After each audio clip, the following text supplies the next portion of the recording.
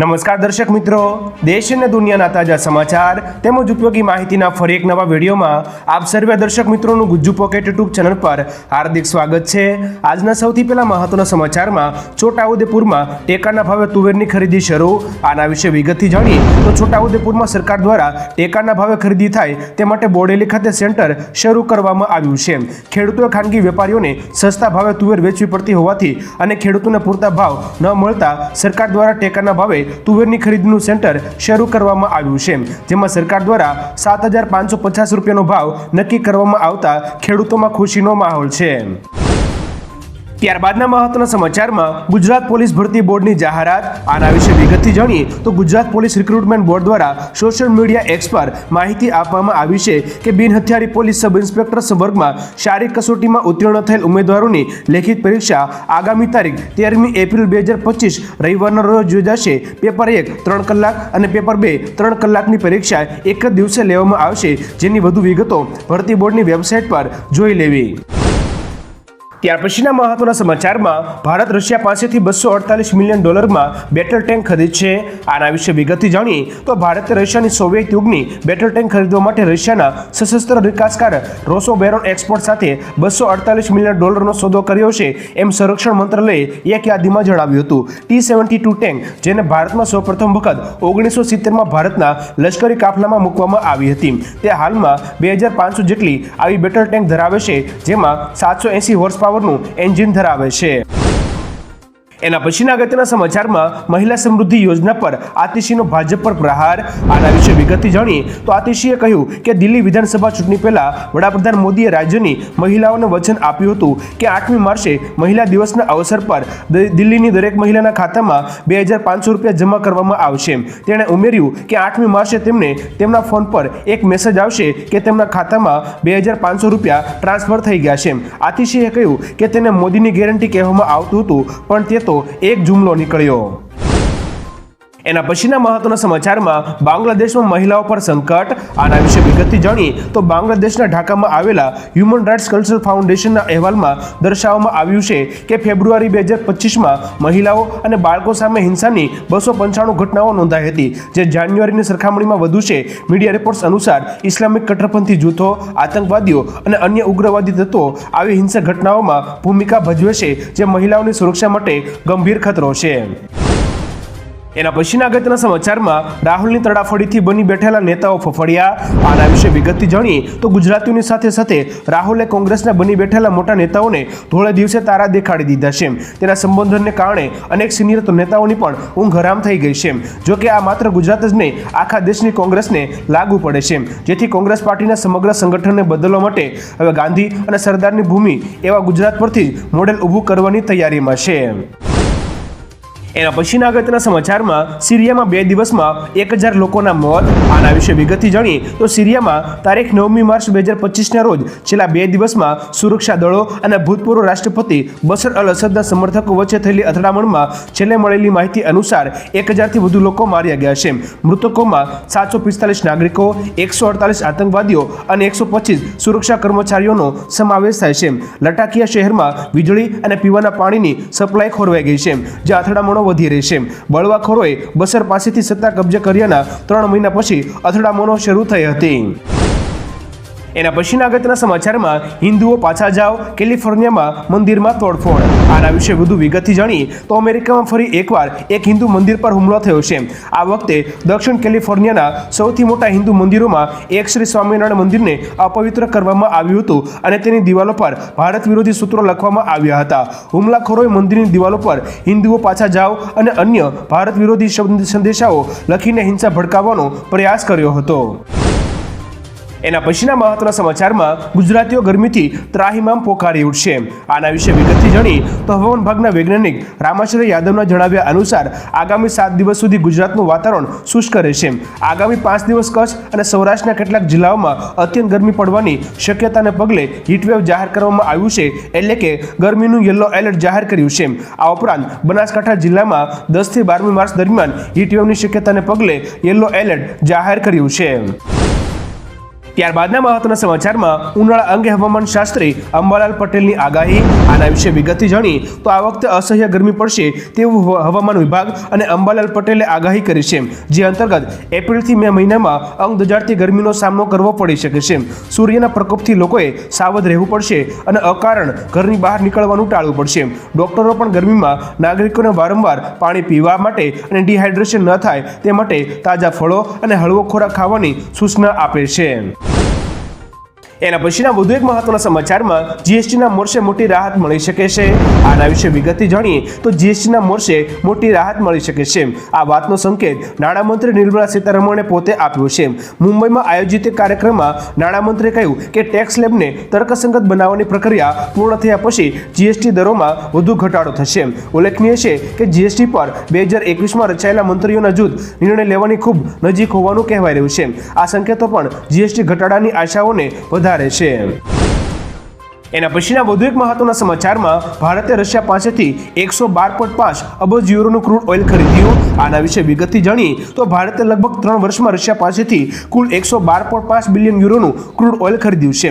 ભારત દ્વારા ક્રૂડ ઓઇલની આ ખરીદી રશિયા અને યુક્રેન વચ્ચે યુદ્ધ શરૂ થયા પછી થઈ છે. ગુરુવારે એક યુરોપિયન સંશોધન સંસ્થાએ આ માહિતી આપી હતી. Centre for research on energy and clean એરે 24 ફેબ્રુઆરી 2022થી પેટ્રોલિયમ ઉત્પાદનો માટે રશિયાને કરવામાં આવેલી ચૂકવણી પર આ રિપોર્ટ બહાર પાડ્યો છે. એના પછીના વધુ એક મહત્વના સમાચારમાં ભારતમાં દર 3 સેકન્ડે એક એટીએમ ટ્રાન્ઝેક્શન. આના વિશે વિગતથી જાણીએ તો ભારતમાં એટીએમનો ઉપયોગ દિન પ્રતિદિન વધતો જાય છે. તાજેતરના આંકડા અનુસાર દેશભરમાં દર 3 સેકન્ડે એક એટીએમ ટ્રાન્ઝેક્શન થાય છે. ડિજિટલ પેમેન્ટ વધ્યા છે. ભારતના 2.5 લાખથી વધુ એટીએમ દરરોજ કરોડો લોકો માટે નાણાકીય વ્યવહાર સરળ બનાવે છે.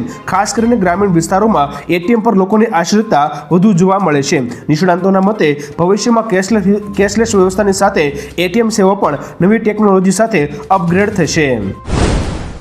એના પછીના વધુ એક મહત્વના સમાચારમાં ડોનાલ્ડ ટ્રમ્પે મેક્સિકોને આપી મોટી રાહત. આના વિશે વિગતથી જાણીએ તો અમેરિકાના રાષ્ટ્રપતિ ડોનાલ્ડ ટ્રમ્પે મેક્સિકોનો ટેરિફ અંગે અસ્થાયી રાહત આપી છે.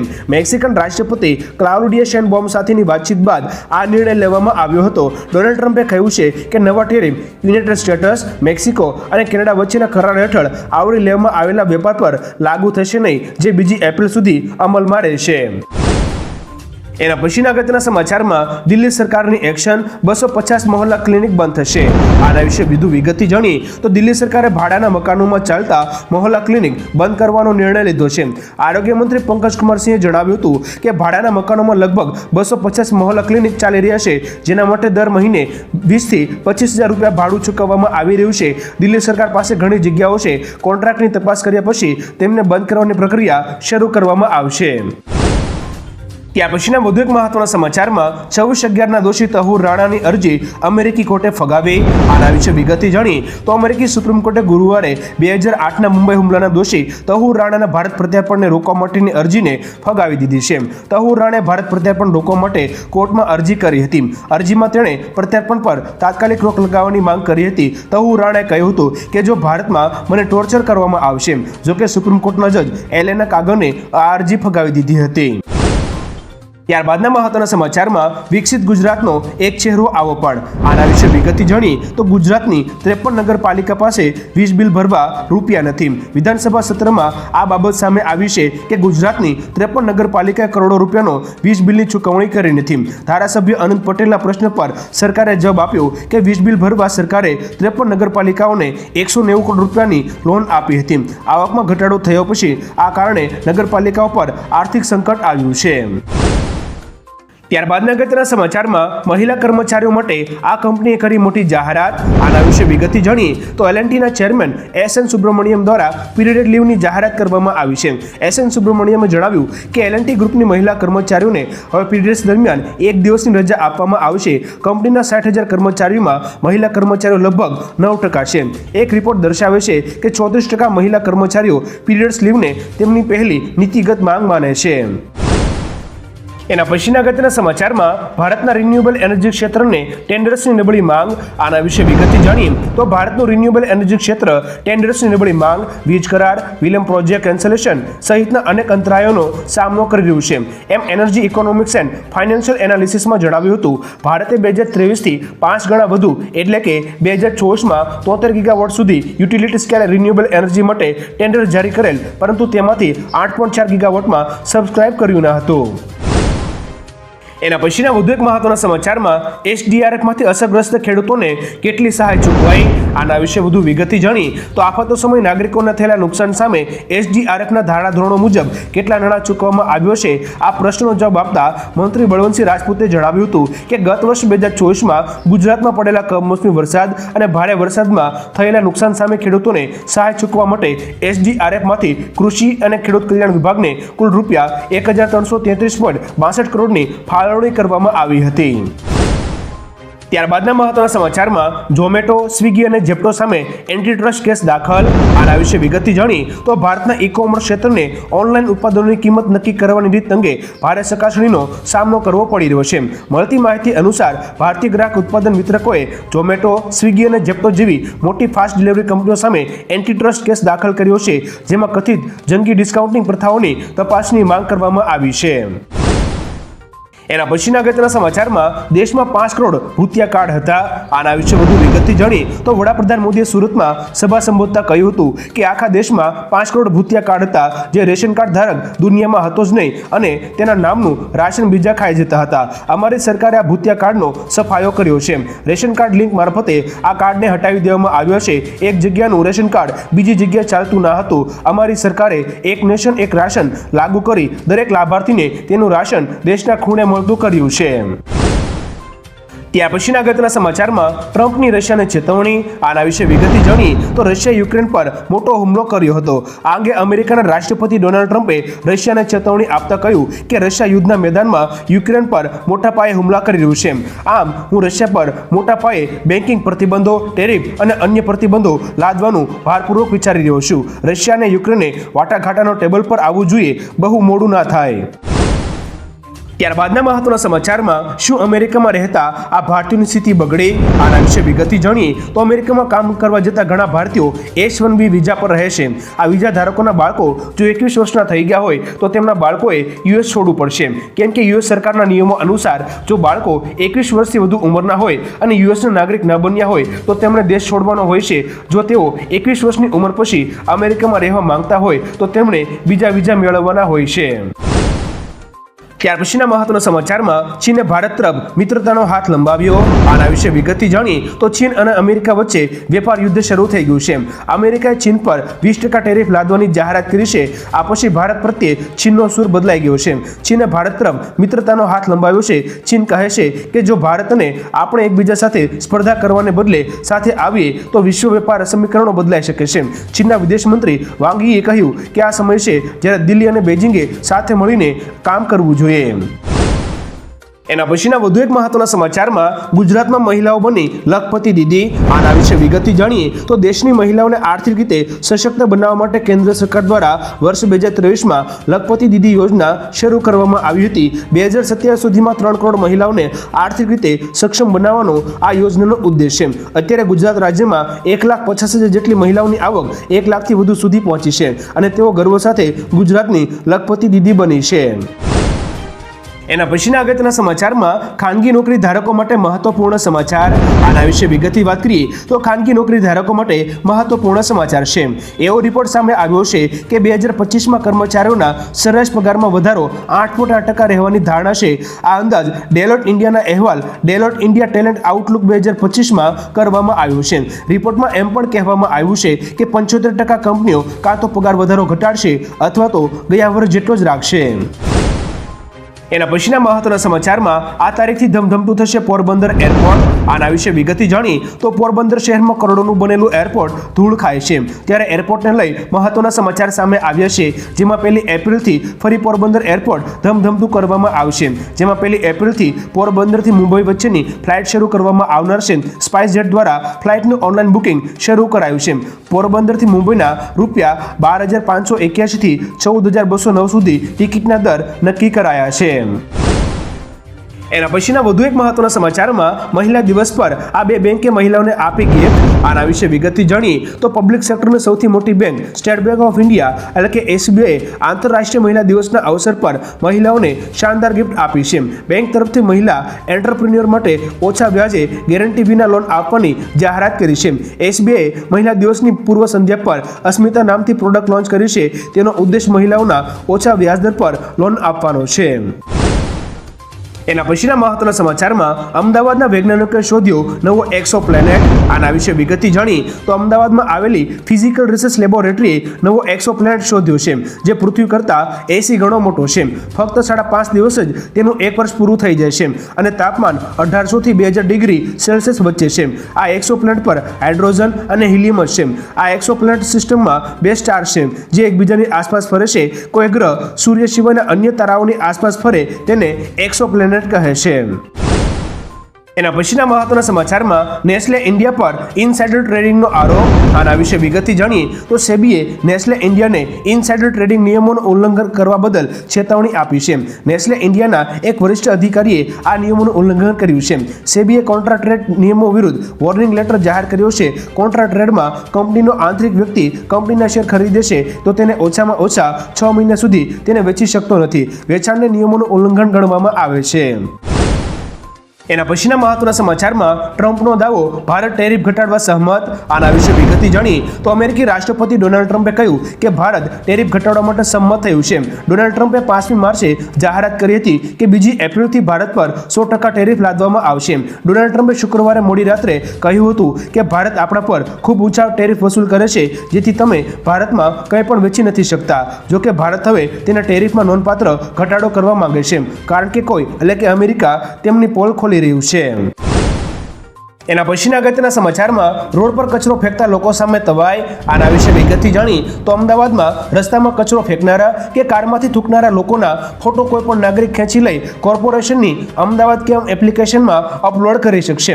શહેરને સ્વચ્છ રાખવામાં યોગદાન આપનારા લોકોને પ્રોત્સાહન મળે તે માટે ફોટો અપલોડ કરનારા લોકોને જાણીતી બ્રાન્ડના ગિફ્ટ વાઉચર અપાશે. આ ગિફ્ટ વાઉચરના ઉપયોગથી લોકો નક્કી કરેલા માર્કેટમાંથી વાઉચરની રકમ મુજબ ફ્રીમાં ખરીદી કરી શકશે. ત્યાર પછીના અગત્યના સમાચારમાં બીજેપીના રાષ્ટ્રીય અધ્યક્ષની ચૂંટણી ટળી શકે આના વિશે વિગતથી જાણી તો ભાજપના રાષ્ટ્રીય અધ્યક્ષની ચૂંટણી એપ્રિલ સુધી મુલતવી રાખવામાં આવી શકે છે. તેનું કારણ ભાજપના પ્રદેશ પ્રમુખોની ચૂંટણીમાં વિલંબ અને 21 થી 23 માર્ચ દરમિયાન બેંગલુરુમાં યોજાનારી આરએસએસની બેઠક છે. પક્ષના બંધારણ મુજબ ભારત દેશના ઓછામાં ઓછા અડધા રાજ્યોના પ્રદેશ પ્રમુખોની ચૂંટણી થયા પછી જ રાષ્ટ્રીય અધ્યક્ષની ચૂંટણી થશે. અગાઉ અટકળો હતી કે પ્રમુખની જાહેરાત 14મી માર્ચ પછી થઈ શકે છે. એના પછીના મહત્વના સમાચારમાં એરપોર્ટ પર સસ્તા દરે નાસ્તો આપનારું કાફે ખુલ્લું મુકાયું આના વિશે વિગતથી જાણી તો અમદાવાદના ડોમેસ્ટિક ટર્મિનલ 1 પર શુક્રવારે કેન્દ્રીય નાગરિક ઉડ્ડયન મંત્રી કિંજરાપુ રામમોહન નાયડુએ ઉડાન યાત્રી કાફેને પેસેન્જર માટે ખુલ્લું મૂક્યું હતું. ઉડ્ડયન મંત્રીએ જણાવ્યું હતું કે જુદા જુદા રૂટ પર જે પ્રમાણે પેસેન્જર ટ્રાફિક વધી રહ્યો છે તો એરપોર્ટ પર સસ્તું અને બજેટ ફ્રેન્ડલી ચા નાસ્તો પણ મળી રહે તેવો એક વિચાર આવ્યો છે. અમદાવાદ એરપોર્ટ પર પેસેન્જરોને રેલવે સ્ટેશનની સમકક્ષ રહેશે. ત્યારબાદના મહત્વના સમાચારમાં હોળી ધૂળેટી પર વધારાની 1200 એસટી બસ દોડશે આના વિશે વિગતથી વાત કરીએ તો ગુજરાત એસટી નિગમ દ્વારા 10 થી 16મી માર્ચ દરમિયાન વધારાની 1200 દોડાવવામાં આવશે. કુલ 7100 જેટલી એક્સ્ટ્રા ટ્રીપોનું સંચાલન કરવામાં આવશે. આ બસો રાજ્યના વિવિધ શહેરોથી ગોધરા, દાહોદ, ચાલોદ, છોટાઉદેપુર જેવી જગ્યાઓ માટે સંચાલિત થશે. ખાસ કરીને ડાકોર અને દ્વારકા માટે 500 બસો દ્વારા 4000 ટ્રીપો યોજાશે. નાગરિકો તહેવારોમાં પોતાના વતન જઈ શકે અને મુસાફરી સરળ બને તે માટે આયોજન થશે. ત્યાર પછીના મહત્વના સમાચારમાં એસબીઆઈ દ્વારા તેના ગ્રાહકોને એલર્ટ આપ્યું આના વિશે વિગતથી જાણી તો એસબીઆઈ તેના ગ્રાહકોને સોશિયલ મીડિયા પર તેમના નામે ફરતા ડીપફેક વિડીયો અંગે ચેતવણી આપી છે. એસબીઆઈના નામ હેઠળ સાયબર ગુનેગારો દ્વારા શેર કરાયેલા રોકાણો પર વિશ્વાસ ન કરવાની અને રોકાણ ન કરવાની સલાહ આપવામાં આવી છે. એસબીઆઈ સ્પષ્ટ કર્યું છે કે તે ક્યારેય આવો વિડીયો શેર કરતું નથી. તેમણે લોકોને સાવચેત રહેવા અપીલ કરી કારણ કે તેઓ એઆઈનો ઉપયોગ કરીને આવા વિડીયો અને અવાજો દ્વારા લોકોને છેતરી રહ્યા છે. ત્યાર પછીના અગત્યના સમાચારમાં રાજ્યમાં એક જ ઓરડો ધરાવતી સરકારી શાળા કેટલી, આના વિશે વિગતથી જાણીએ તો વિકસિત ગુજરાતની વાસ્તવિકતા રજૂ કરતો એક રિપોર્ટ સામે આવ્યો છે. વિધાનસભાના પ્રશ્નકાળમાં આ બાબતે મોટો ઘટસ્ફોટ થયો છે. માહિતી સામે આવી છે કે રાજ્યમાં એક જ ઓરડો ધરાવતી 337 સરકારી પ્રાથમિક શાળાઓ છે. સરકારે જવાબ આપ્યો કે છોટાઉદેપુર જિલ્લામાં 215 સ્કૂલમાં ફોલ્ડિંગ ઓરડા છે અને એ ઓરડા જર્જરિત છે, જેમાં બાળકો બેસતા નથી અને સામે નવા ઓરડા ફાળવવા માટે દરખાસ્ત નથી કરી. એના પછીના મહત્વના સમાચારમાં રાજ્યના માથે આટલા રૂપિયાનું દેવું, આના વિશે વિગતથી જાણીએ તો ભારતીય રિઝર્વ બેંકે ગુજરાતને લઈને જે ડેટા રજૂ કર્યો છે તે ખૂબ જ ચિંતાજનક છે. ડેટા મુજબ ગુજરાત પણ દેવાદાર રાજ્યોની યાદીમાં સામેલ છે. 4.7 લાખ કરોડ રૂપિયાના દેવા સાથે 8મા સ્થાને છે. છેલ્લા 2 વર્ષમાં ગુજરાતનું રોજનું 106.26 કરોડ દેવું થાય છે. રાજ્ય સરકારે દરરોજ 68.82 કરોડ વ્યાજ પેટે ચૂકવ્યા હતા. રાજ્ય સરકારે પ્રતિદિન 208.22 કરોડની લોન લીધી છે. પ્રત્યેક વ્યક્તિના માથે અંદાજે 2.59 લાખનું દેવું છે. એના પછીના અગત્યના સમાચારમાં સમુદ્રના સ્તર વધવાથી 2050 સુધીમાં કરોડો લોકો પર જોખમ, આના વિશે વિગતથી જાણીએ તો વૈજ્ઞાનિકોએ ચેતવણી આપી છે કે ગ્લોબલ વોર્મિંગના કારણે 2050 સુધીમાં સમુદ્રનું સ્તર નોંધપાત્ર રીતે વધશે, જેનાથી તટવર્તી વિસ્તારોમાં વસતા કરોડો લોકો વિસ્થાપિત થઈ શકે છે. આ વધતા જતા જળસ્તરના કારણે અનેક શહેરો અને ટાપુઓ પર પૂરના જોખમમાં વધારો થયો છે. જો કાર્બન ઉત્સર્જન ન ઘટાડવામાં આવે તો આ સ્થિતિ વધુ વણસશે. પર્યાવરણવિદો તાત્કાલિક પગલાં લેવા અનુરોધ કરી રહ્યા છે. એના પછીના મહત્વના સમાચારમાં ગાર્ડનના બદલે હવે ઓક્સિજન પાર્ક કેમ ટ્રેન્ડમાં, આના વિશે વધુ વિગતથી જાણીએ તો મફતમાં મળતા ઓક્સિજનની કિંમત કોરોનાએ આપણને વધુ સારી રીતે સમજાવી દીધી છે. કોરોના સમયે ઓક્સિજનનો ગંભીર પ્રશ્ન ઊભો થયો હતો, જેમાંથી બોધપાઠ લીધો હોય તેમ હવે રાજ્યના મહાનગરોમાં ઓક્સિજન પાર્કની સંખ્યા વધી રહી છે. પહેલા જાહેર બગીચા એટલે કે ગાર્ડન બનાવાતા હતા, પરંતુ હવે ઓક્સિજન પાર્ક પર વધુ ભાર અપાઈ રહ્યો છે. ઓક્સિજન પાર્ક એક પ્રકારે સિટીના એર પ્યુરિફાયર છે. એના પછીના અગત્યના સમાચારમાં સૌથી ધનિક લોકોની યાદીમાં ભારત ચોથા ક્રમે, આના વિશે વિગતથી જાણીએ તો કોઈપણ દેશમાં રહેતા સૌથી ધનિક લોકોની સંખ્યાના સંદર્ભમાં ભારત ચોથા ક્રમે છે. 2024માં ભારતમાં 85,698 હાઈ નેટવર્થ ધરાવતા વ્યક્તિઓ રહે છે. નાઇટ ફ્રેન્કના ધ વેલ્થ રિપોર્ટ 2025 મુજબ તેમાં વાર્ષિક 6% વધારો થયો છે. 2023માં દેશના અમીર લોકોની સંખ્યા 80,686 હતી. હાલમાં વિશ્વના સૌથી ધનિક લોકોના 3.70% લોકો ભારતમાં રહે છે. આ રિપોર્ટમાં એવા લોકો છે જેમની નેટવર્થ ઓછામાં ઓછી ₹87 કરોડ છે. ત્યારબાદના અગત્યના સમાચારમાં રિઝર્વ બેંક ઓફ ઇન્ડિયા એટલે કે આરબીઆઈનો મોટો નિર્ણય, આના વિશે વિગતથી જાણીએ તો બેન્કિંગ સિસ્ટમમાં લિક્વિડિટી વધારવા માટે આરબીઆઈએ મોટો નિર્ણય કર્યો છે. આરબીઆઈ જણાવ્યું કે તે આ મહિના દરમિયાન તે ઓપન માર્કેટમાંથી સરકારી ઇક્વિટી ખરીદશે અને કુલ લગભગ 1.9 લાખ કરોડ રૂપિયાની કિંમતના $, અને રૂપિયાની અદલા બદલી કરશે. ઉલ્લેખનીય છે કે આ નિર્ણયનો ઉદ્દેશ અર્થતંત્રમાં રોકડની ઉપલબ્ધતામાં સુધારો કરવાનો અને નાણાકીય વ્યવસ્થાને સુચારુ રીતે ચલાવવાનો છે.